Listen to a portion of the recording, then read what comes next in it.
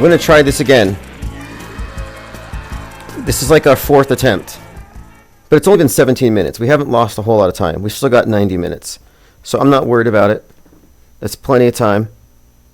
Not sure what happened here. I did unplug my TikTok connection.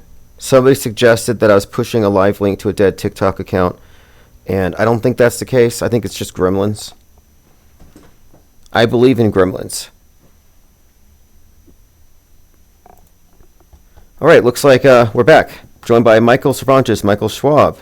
Exploring again, Linda Curtis, Smarty Pants, Ted Stryker, Kiddo Core, Mazel. And by the way, I terminated... Okay, yeah, we're on everything. I discontinued Patreon.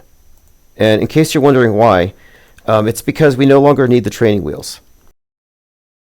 We no longer need to rely on a business model that is just too easy to cancel. And instead, I want to move on to something else in terms of funding this operation. And my intention originally was to lean heavily into the tabloid. So to make that happen, I'm restructuring everything. And so it's no longer going to be built around a subscription model. In fact, it'll be more resilient because now bad actors can't try to triangulate and undermine our work once we're fully, I think, independent of any kind of a third-party platform. And I think so, for the most part, this is a good thing. It's very freeing. And I'm doing so because I realized I think I left this whole thing vulnerable to sabotage. And I'm not accusing anybody of sabotage, however. Something happened that was tantamount to such. And it just made me realize that, one little error, one mistake, the USPS loses one package, it could set us back 2 months. And I don't want to lose any time. So I'm adapting. And I already have a side project that I think will finance the tabloid itself. It's a publication. And I've started a small side business, which I am not going to advertise too much here, at least not yet, because I need to get some good reviews first. And then I'm also selling a ton of artwork on eBay as usual. So the future of the IPS is assured. If you want the archives, if you want the live stream notifications, if you want the Discord access, it's all free. Everything is now open source. Just go to infiniteplanesociety.com or ips.monster. Same difference, takes you to the same place, and that is the hub. And nothing is paywalled. Although there may be some instances, but these are separate things.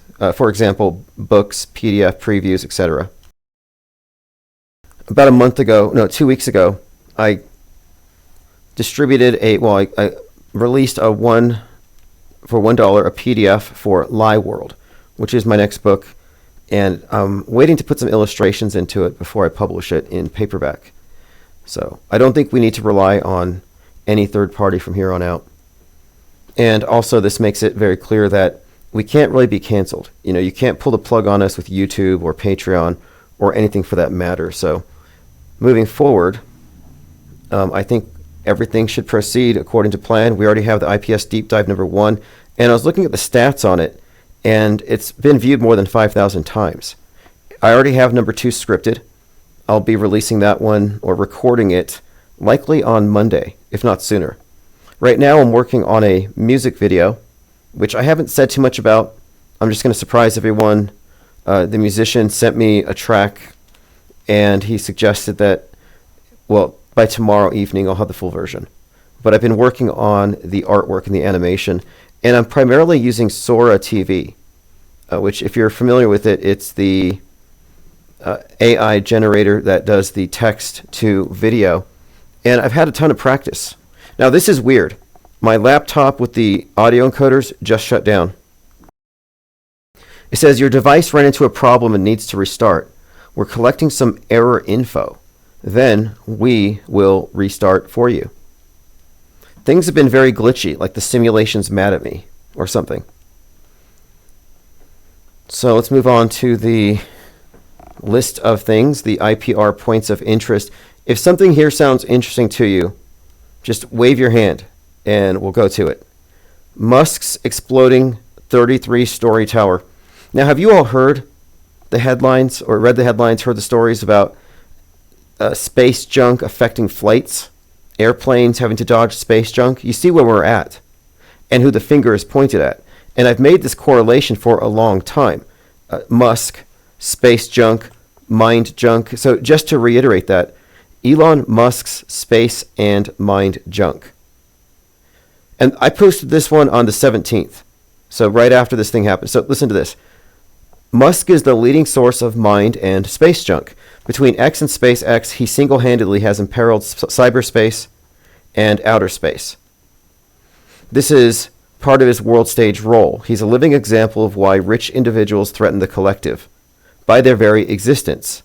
And think about the CEO story, Luigi versus the CEO. It ties into this. Musk has so much power and wealth that he bought Twitter and converted it into a vector for mind viruses, which supposedly lead to political violence. He opened the floodgate for a widespread deluge of, quote, dangerous misinformation. This was the theme in the Netflix's The Madness, which has a Musk-esque CEO who helps steal the election and finances the right-wing Nazis on social media. Now, I've been pointing out that The Madness was basically Elon Musk. Now, listen to what the Hollywood Reporter said. The Madness, delving into how and why the series was conceived, its relevancy, and their Elon Musk-esque billionaire. So the Hollywood Reporter also noted that Luigi was based on, or rather is very similar to Travis Bickle. But anyway, pointing out here that I'm looking at the Metascript connections between Netflix and real life. I'm noting that this character is 100% foreshadowing Musk in his future role. And the Hollywood Reporter reiterates this. And The Madness is about mind viruses. And the billionaire in The Madness is who finances the spread of mind viruses and steals the election. Biographer Seth Abramson says Elon Musk's madness could endanger America. He warns that Musk's mental struggles could have catastrophic consequences for the U.S. government and its security. Abramson calls for urgent action to protect America. So Musk's madness, and then The Madness, which is based on Musk in part. And he gets killed, and it's a Luigi-esque type of situation, as in the public thinks it's a good thing. Governor Newsom said, this is serious, slamming Musk over wildfire misinformation. California Governor Gavin Newsom responds to recent misinformation by Elon Musk and President-elect Trump about the California wildfires. So Musk, in my view, is a manufactured character, a provocateur, whose purpose it is to gain collective support for censorship and regulation, to protect the global commons of cyberspace and low Earth orbit, our shared outer space. And I've been talking about this for some time, and it was pretty obvious, the disease X, the mind virus stuff. But now the space junk stuff is accelerating. And it's all part of the same continuum. Cyberspace, inner space, outer space as a metaphor for the space between your ears, your mind, because it's all worldview warfare. Musk is obviously a part of this, keeping you in a simulation. The Truman Show they implanted into your head. Falling space junk is the latest reason for flight delays. One airline said it gets little notice of where it came from, but expects rockets to fall, so flights are delayed. Futurism, SpaceX Starship explodes after launch, filling sky with epic streaks of fire. 33-story tower, 33-story rocket, 33 engines. This is from Travel Weekly Asia. Elon's falling rocket debris causes flight cancellations. Flights delayed after rocket debris fell from space all over the southern Indian Ocean. Now, this is all correlated. Again, mind space, inner space, cyberspace, low Earth orbit. These are the commons. So here's a thread with different videos. This is the ship 33 breaking up in re-entry.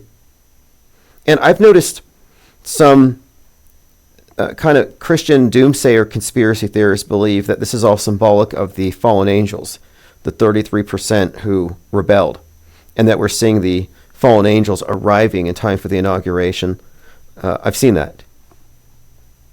Which is not as strange as the lady that was talking to Venus, believing it was an orb drone sent here to tell her about Jesus. Okay, again, here's Musk, leading provider of mind and space junk. None of this is coincidental. So that's number one. 2, Jaren ducks out of Globebusters over the South Pole. Wits it, spits it. Witsit Spits It is worse than Vapegate. Does anybody care about that? Let me know in the comments below. Roseanne Barr twerking and rapping. And I don't mean to get all JL about this, but when I saw this, I thought of some of the code that he often points out. So if you recall, just as a backup, let me pause it on Roseanne. And that is Roseanne twerking. Okay, so when Trump was shot, Rosie O'Donnell said it looked fake. She came out and she said it looked hinky. The word hinky, which I had to look up. I didn't know what the word hinky was. But he pointed out that hinky sounds like Hinckley. And, of course, John Hinckley Jr. shot Reagan. John Hinckley Jr., Hinckley, Hinky, Hinckley, the basis for Travis Bickle, the basis for Joker. So these connections are all there. But he also pointed out that the name, Rosie O'Donnell, would be Rose, as in Rose from the Dead, and Donald Trump. So it's all kind of coded into this little story here. And so I'm watching this rap video where Tom McDonald and Roseanne are, just twerking and rapping. I think the song's called Daddy's Home. And Roseanne sounds, I'm not knocking it. It's better than Ben Shapiro. She's actually kind of being funny. But I thought about this and I'm thinking, well, Roseanne, you got the Rose, and then Tom McDonald. Tom is Thomas, the twin. It means twin. So you got the twin, you got Donald, and Rose. And in the video, she calls out Eminem. It's like a call out to Eminem. So again, Eminem also is connected in the bigger picture of predictive programming, the one eye stuff, the head wound stuff. It's all kind of encoded into this. So let's go ahead and just play this short clip. And this is Roseanne and Tom.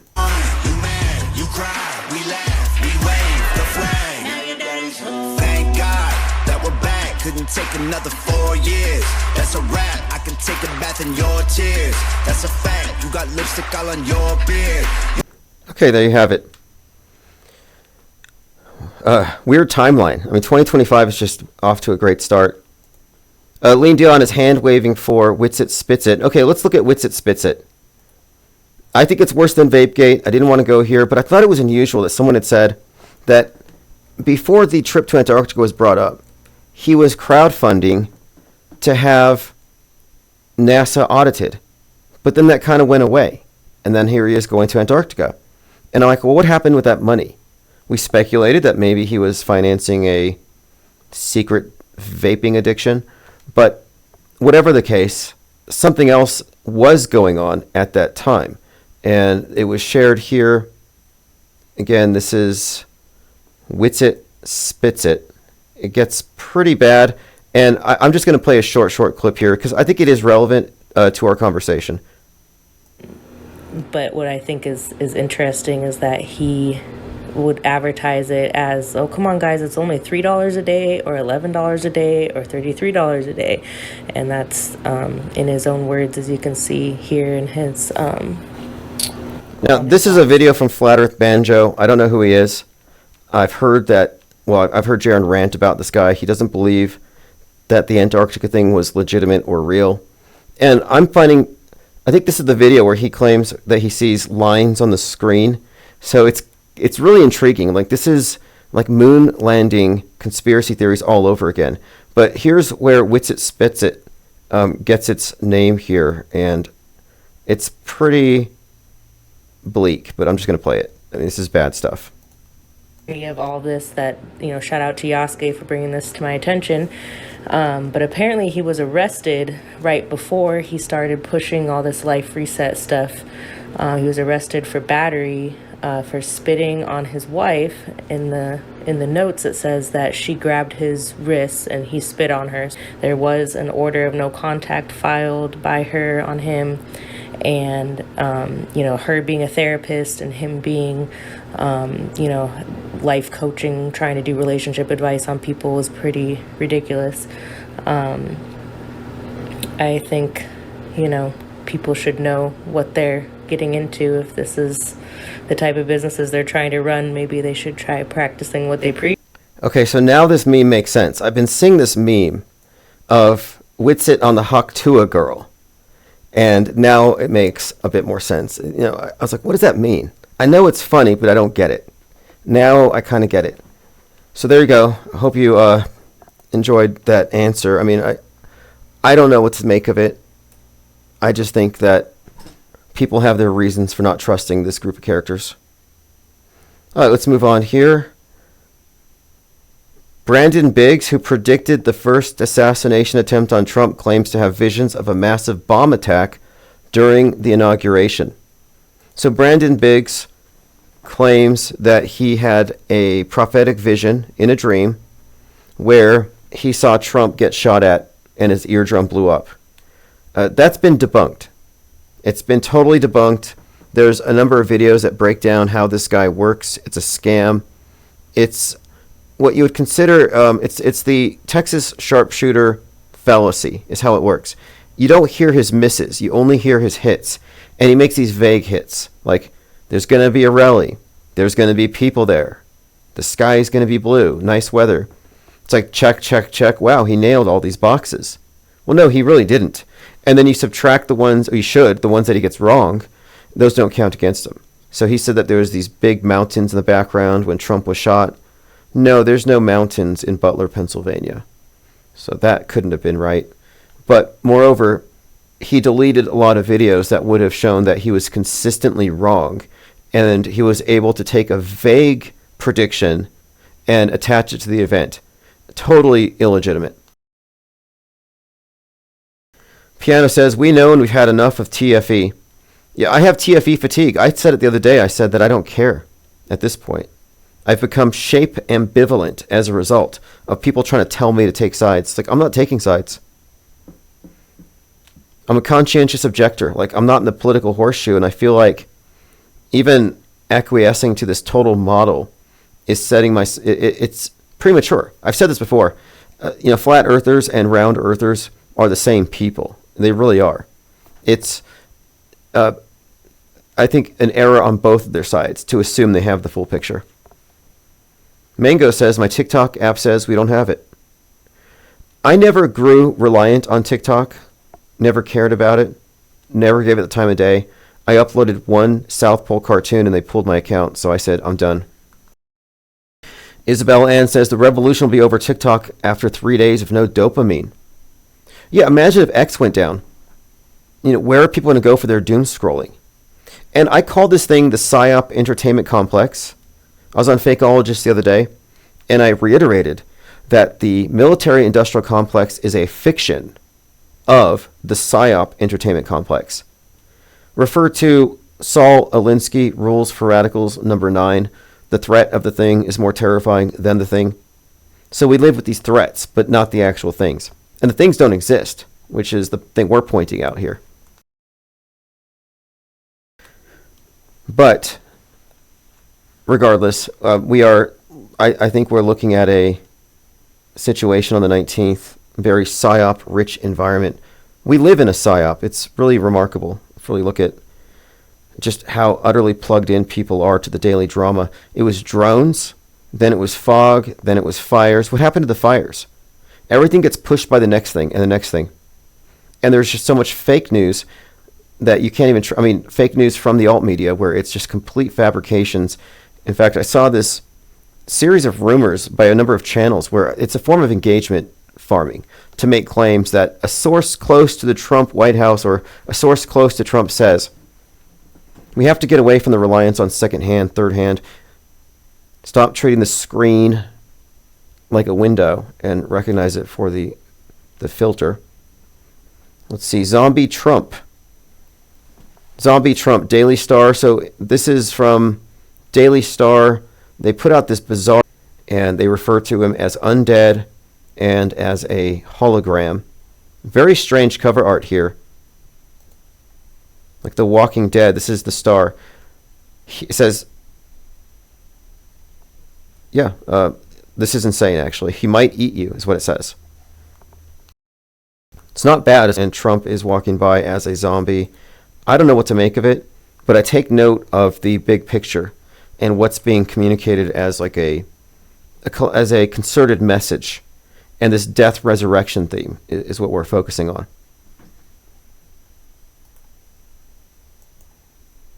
Now this is bizarre too. Trump lands in D.C. and is immediately introduced by Elvis. This is the greatest timeline ever. This is posted by Benny Johnson, who gets paid $100,000 a week by Putin. So here's Trump walking up to an Elvis impersonator.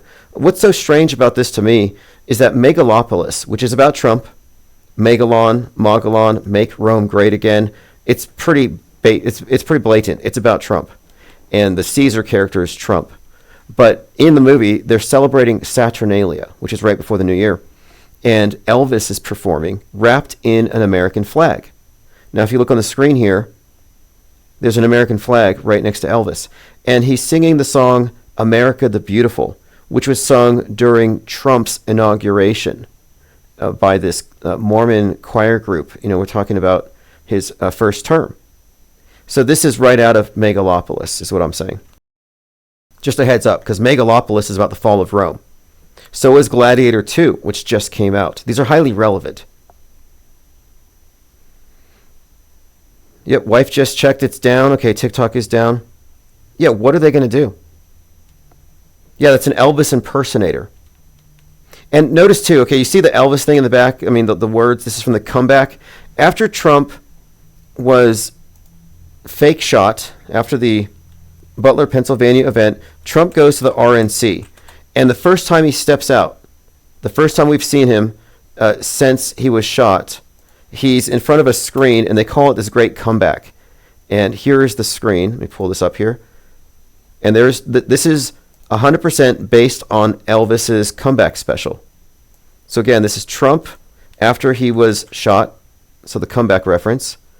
And now let's go back and look at the Elvis Trump. See, comeback special. Same font. So this Trump-Elvis stuff isn't going away. In fact, it's getting worse. It is. It's unignorable at this point. So you might as well catch up. I'm not saying Trump is Elvis, but there's some Trump-Elvis overlap. Jurassic Liars points it out all the time. And his explanation is intriguing. And I suggest you take a listen to it. I'm not going to explain it. It's not that I disagree, but that it requires a great deal of explanation. Okay, let's see what we have here. Someone had made a comment about the ISS where Don Petit was making these cameras float around. And she's like, where are the wires? And that's kind of a straw man. We're not saying that there are wires responsible for everything. I jokingly say that those LARPers, those cosplayers, are dangling from bungee cords because it sounds funny. But they're not dangling from bungee cords. It's some kind of seesaw and counterweight system. Requires no wires, no CGI. Look at Christopher Nolan's Inception and the behind the scenes, how they did the zero-G room. That's exactly how they would do it. It doesn't require wires. But anyway, someone said to me, because I said, there's other ways than wires. She said, maybe he's just in a weightless environment on the ISS. Which conspiracy are you choosing? Pick one in this whole thread. Augmented reality, green screen dude, CGI. Which one are you going with? And my answer is the ISS is kept aloft by special effects, not boosters. People think that it's kept up there by the resupply modules, these rockets that come up there and they kind of give it a boost along with their supplies. And along with the residual atmosphere, they stay up. They stay up because of boosters. And I'm saying no. It's always been special effects. And there's this error people make when they can't explain how it works, so they assume it's magic. You're at a magic show. I don't know how this trick worked, therefore it's magic. No, it's a trick. You don't know how he did it. Everything on the ISS is a trick. We've exposed enough of it as trickery. It's not suddenly going to become real. That would be a major continuity flaw. It couldn't happen. It's not going to suddenly be in space tomorrow. The special effects are stuck in 2015. They're garbage. We know this. So my point being, you don't have to be able to explain every single trick. I didn't know how they did the zero-G. I thought wires, sometimes there are wires. There are clear evidences of this, but they've been using different methods, and one of the methods I think is best explained by the special effects as demonstrated in Inception. And by the way, speaking of the Nolans, Christopher Nolan, Jonathan Nolan, you've got Oppenheimer and Fallout. Fallout Season 2, well, Season 1 ends with this devastated nuke-like scene with the Space Needle, Vegas, but the next season was going to start filming and they had to stop because of the fires in California. Deprogrammed Truther finally made it off the dead stream. Okay, I'm glad you got here. JL said, Elvis is the Antichrist. Donald J. Trump gets a head wound August 4th, 2025, is possessed by Elvis, becoming the Antichrist. I like that. Well, what about tomorrow? Tomorrow, 119, very significant day. Donnie Darko came out this day. 119 and 911 are part of the same body or same set of symbols in code. And it's very intriguing when you look into it, but Donnie Darko, in a subtext, metascript, predictive programming kind of way, represents Donald Trump. So there's a lot you can extrapolate from that, as we often do here. So we'll get back to that. But again, 119 is the date the movie ISS came out. I watched it in the theater last year to see how they would fake the hair. They knew I was watching, so they didn't have any loose hairs. It was all ponytails. Let's get to this one. This is Mel Gibson. So as you all know, Mel Gibson is a huge QAnon influencer. They think he's a white hat. And he was in the movie Conspiracy Theory. He was once pulled over by the cops. And he muttered something. He started ranting about Israel or some kind of anti-Semitic stuff got attached to him. So he's always been a part of this conspiracy theory realm as far as like actors go. And a lot of noners, the QAnoners, the ones who are still hitting the QAnon sense pipes, they think that he's one of them. Like he's a white hat and Sylvester Stallone. And they're giving us hints. So it's interesting here because both of these individuals, Stallone and Gibson, are part of Trump's team of ambassadors to Hollywood. Mel Gibson was talking to Russell Brand when his house burned, and he talked about his house burning. So he's part of that as well. This is all coming to a point here. He can't be a rogue, an insider, a whistleblower who's against Hollywood. And most of that's based on manufactured memes where they attribute statements to Mel Gibson he did not make about blood drinking vampires in Hollywood. I mean, but I just want to show that he's been part of the predictive programming business for the longest time. So this is the 2000 film, The Patriot, a year before 9/11. He is working on a rocking chair, and listen to what he says, and then watch what happens, and then we'll go over it.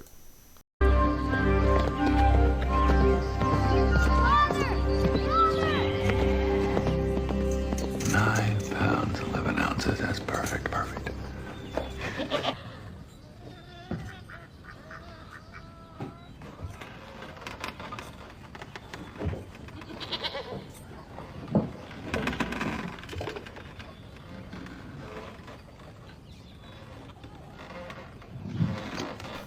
Now, if you're just listening, he's sitting on a rocking chair. The children are looking. And I think this is all symbolic, but you're looking at the chair, the two hind legs.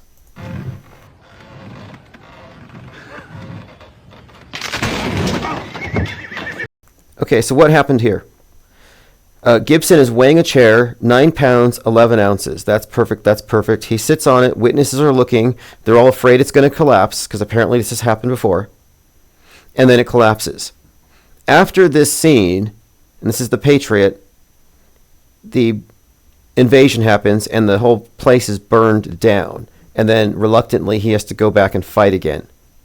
So you have this 9/11 theme of the Patriot defending his homeland after an attack, after a collapse, 9/11. It's all in there.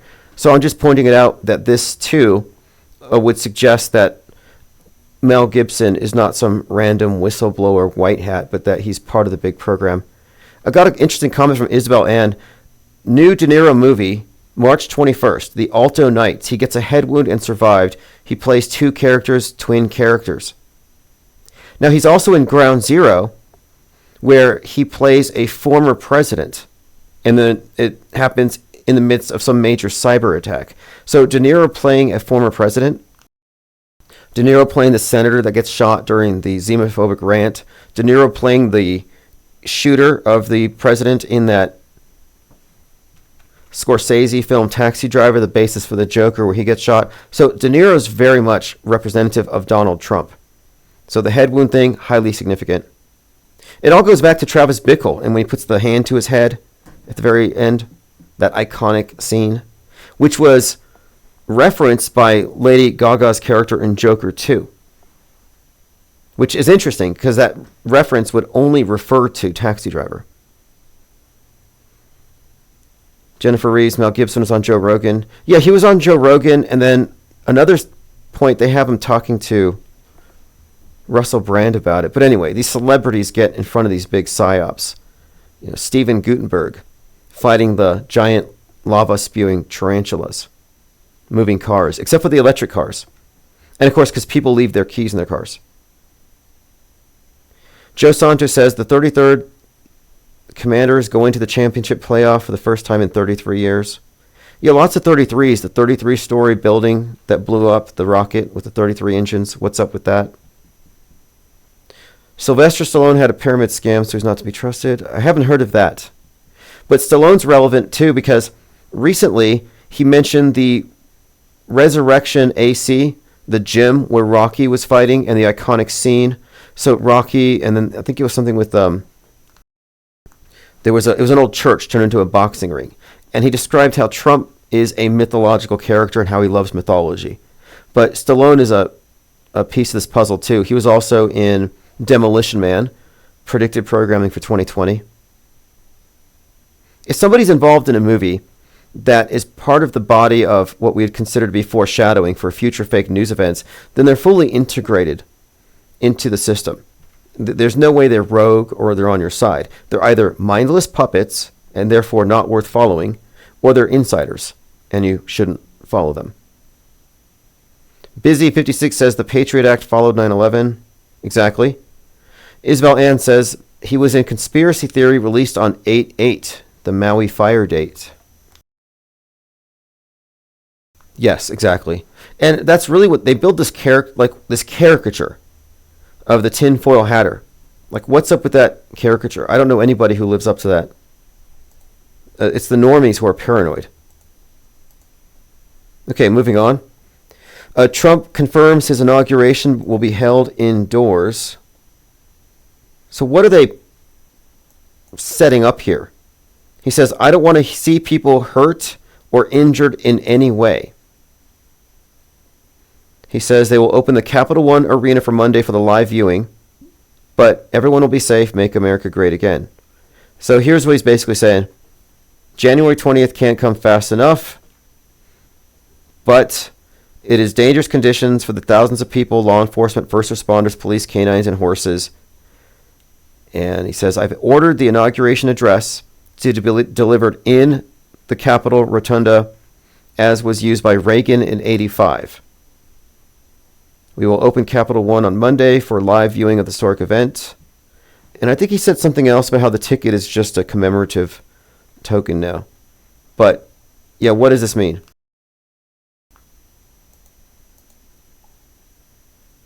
Now, I found something else, too. This is aerial radiation testing will be conducted over D.C. Marjorie Taylor Greene, who's very trustworthy, has been talking. Next week, we can expect to see has been talking about this as well, and this just hyping up drone fear. And it's a question as to whether or not she believes what she says. I personally don't think so. I don't even know if she comprehends what she says. I think Marjorie Taylor Greene, for all intents and purposes, is reading a teleprompter. None of these people write their own books. But anyway, aerial radiation testing will be conducted over D.C. ahead of presidential inauguration. Next week, we can expect to see a helicopter flying low over downtown D.C. as part of presidential inauguration security. The Department of Energy will measure naturally occurring background radiation to update their maps of the area. Now, authorities would use that data as a baseline in case of a radiological incident. Okay, just in case there's a radiological incident. Just in case, nothing to worry about. And this was a month ago.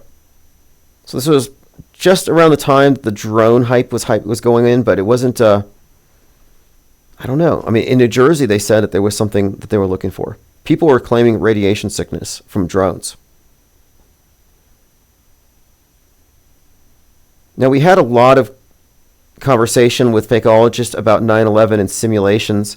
And when you're trying to talk about something on the scale of that and calling it fake, it's very helpful to cite a couple of facts here. For example, ERIE, there's that word, ERIE NRO simulation on 9/11. Did you know on 9/11/2001, the National Reconnaissance Office held a simulation of a plane hitting two buildings at their headquarters? So these are the documents that were released. So you're looking at this scripted story. This is from the Black Vault, the original docs. Next we have here. Now this is an interesting one because in this case, a simulation becomes real. Amidst crisis simulation, we were suddenly under a, quote, no kidding attack. September 11th, as Americans watched horror rain upon New York and Washington, a military outpost in New York,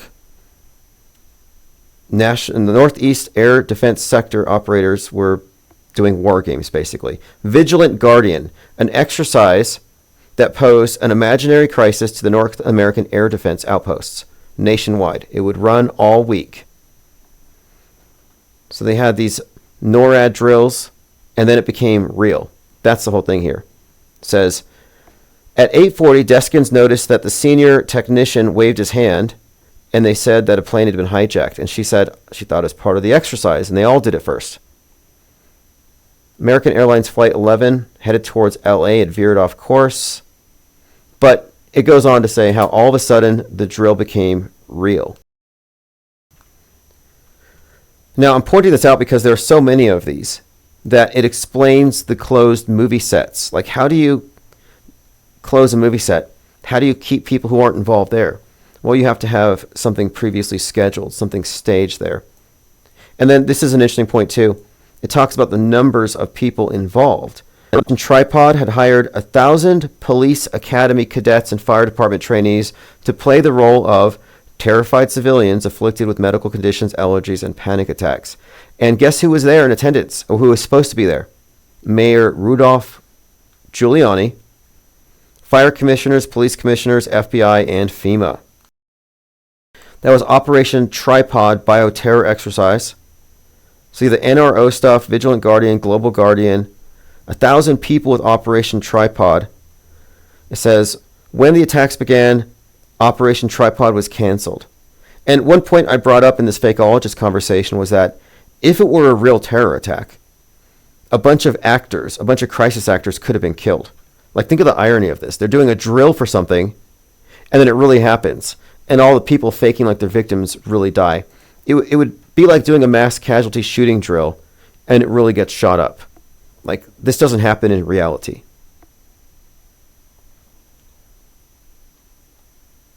What a coincidence, says Stuart McKenzie. Oh yeah, so many coincidences. Roxy says, Dr. Stephen Greer flip-flopped from saying all the drones and orbs are ours, as well as years of cattle mutilations and abductions. Who's abducting the cows? You know, I talked to somebody who worked for animal control about this thing because a friend's cat had been eaten by a coyote. And when I saw it, it was kind of strange because if the coyote doesn't bother with like the meat, it just wants the warm, pre-digested food. So it just basically eats the stomach and intestines out. And I mean, these things can jump like over 6-foot fences. You can't let your cats out if there are coyotes around. But anyway, I talked to the animal control about this, and I said, might this explain cattle mutilations, where cows are found where their soft inner organs are missing, like some aliens took them for experiments, which is what people generally believe. But no, he said that's exactly what they would do. That cattle mutilations are likely coyotes and not aliens. I always look for the mundane explanation before reaching to the supernatural. So let me read this quote here. This is from Edward Bernays. We often talk about Netflix. We live on planet Netflix. Life follows Netflix. The first CEO and co-founder of Netflix is a nephew of Edward Bernays, the father of PR stunts, public relations. So I've got a quote here from, again, and this guy was also Sigmund Freud's nephew. But we often talk about the newsbenders, the metascriptors, and people ask, and they're very often frustrated by this, like, who are they? Who is it? Who did 9/11? If it wasn't them, if it wasn't Bush, who did it? Well, the PSYOP entertainment complex, not the military-industrial complex. It wasn't to start a war. It's all mind war. But the answer is complicated. But it's not a new premise. This is what Edward Bernays said. Quote, "The conscious and intelligent manipulation of the organized habits and opinions of the masses is an important element in a democratic society." Now, this reminds me of what Polybius said, this historian, regarding the use of superstition in maintaining the cohesion of the Roman state, and the use of religion and superstition and the fear of gods to keep people in line. So we're talking about the manipulation of the masses as a mass. So here's what he goes on to say. Those who manipulate this unseen mechanism of society constitute an invisible government, the true ruling power of our country. I would say the world. There is an invisible government. It's the capstone level of the lie world order's pyramid. It's invisible. He says, we are governed, our minds molded, our tastes formed, our ideas suggested by men we've never heard of. This is a logical result of the way our society is organized. So this is from Propaganda 1928, Sigmund Freud's nephew, and he founded the public relations industry. There's quite a lot more in this particular article. It's intriguing. I'm going to share a link to it, but I want to just talk about how the whole premise here of totally controlled monolithic media replacing religion is that this is the invisible government. I often say that there's no point in saying it's different governments. There's only one government. We're all on the same sheet. None of them are refuting the lies of the others. If there was actually some kind of a contest here, one country would say,